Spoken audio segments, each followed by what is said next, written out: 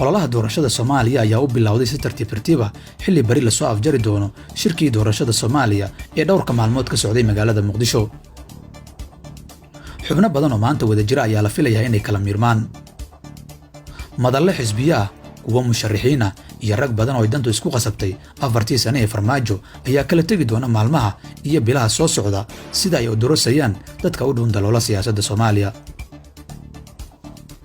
durba waxay cadceedu ka soo baxday jiha aanay dadku filayn. xasan sheekh maxamuud madaxweynihii hore ee Soomaaliya intii uu ku jiray dagaalkii farmaajo waxa uu aasaasay xisbi xooggan oo dhowr xisbi isugu keenay. xisbiyada uu isku keenay xasan sheekh waxaa ka mid ah xisbiga Daljir oo ay ku midaysan yihiin siyaasiyiin dhexdhexaad ah oo dalka si fiican looga yaqaano.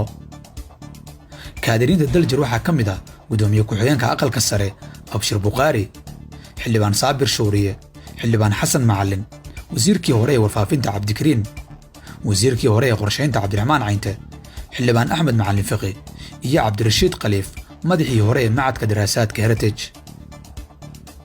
doorashadii hore ee 2016 xubnaha Daljir waxay isbedeleen 3 jeer. mar waxay la heshiiyeen Xasan Sheekh, markay xildhibaanada soo qaateenna waxay u guureen dhinaca Sheekh Shariif, balse waxaa la sheegay inay Sheekh Shariif isku fahmi waayeen inuu ra'iisul wasaaraha kula heshiiyo si ay u dhisaan, waxayna ugu dambeyn ku dhammaadeen farmaajo oo ay wax ka dhiseen, laakiin kuma aanay faa'iidin oo farmaajo waa u diiday inuu ra'iisul wasaare siiyo. hadda waxaa loo diyaar garoobayaa doorasho cusub. Daljir waxay dhexda uga jirtaa UPD.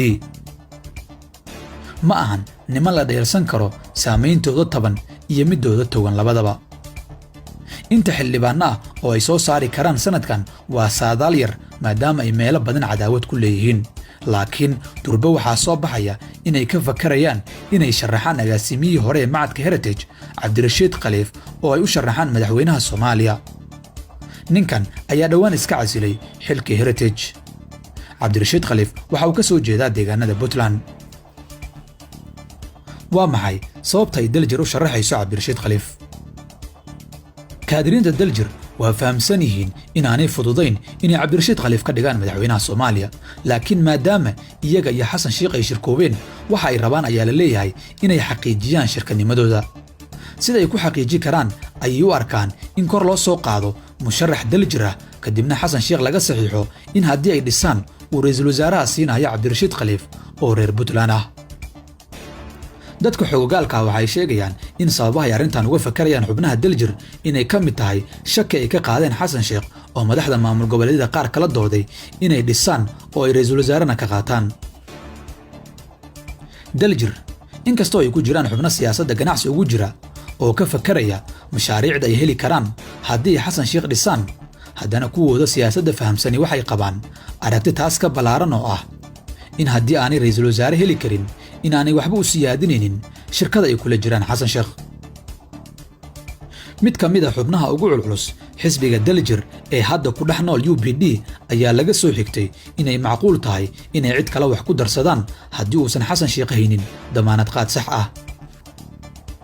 Xasan Sheekh ma ogolaan karaa xilli hore in la ogaado cidda uu ra'iisul wasaaraha siin doono haddii la doorto? Daljir waxaa lagu eedeeyaa inay ku shaqaystaan siyaasad rakaata ah. aragtida Daljir ee ah inuu Xasan Sheekh hadda ka jawaabo rabitaankooda waxay dhaawici doontaa ololaha Xasan Sheekh. cidna waxba kuma darsan doonto musharax la sii ogyahay ra'iisul wasaarihiisa. dhacdo noocaan ah Shariif Sheekh Axmed ayaa wax ku waayay doorashadii la soo dhaafay. kooxda Daljir iyo kooxda Xasan Sheekh oo ay duruufu isbadeen ayaa la sheegayaa inaanay hadda sidii hore aaminka isugu qabin maadaama loo jeeyay doorasho uuna dhammaaday dagaalkii farmaajo. dhinacyo badan ayaa sidoo kale la hadal hayaa inay kala miirmi doonaan maalmaha soo aadan. waxaa kaloo dhici karta in musharaxiinta yaryar qaarkood isku biiraan oo ay hal qof wada dhistaan. maxay kula tahay?